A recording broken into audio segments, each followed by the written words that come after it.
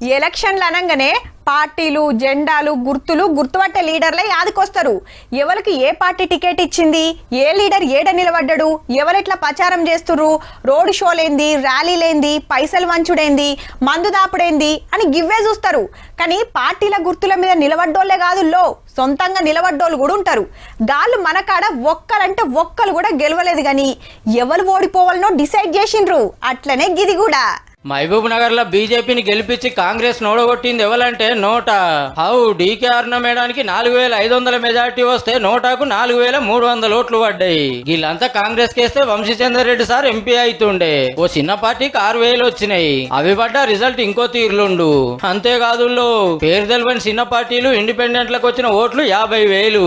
జాతీయ పార్టీల జాతకాలు మార్చిందే గీళ్ళు అన్నట్టు.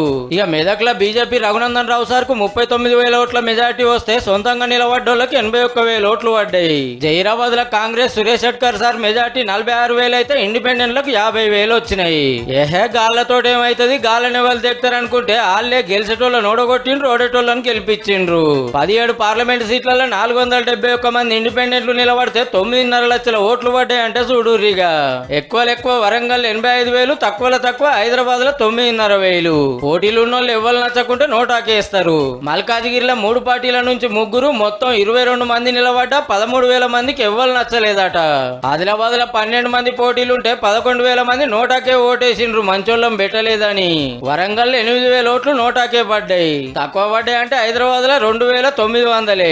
మొత్తంగా చూస్తే 17 నియోజకవర్గాల్లో 525 మంది పోటీ చేస్తే 104,000 మందికి ఒక్క లీడర్ కూడా నచ్చకుంటే నోటాకు గుద్ది పడేసిండ్రు.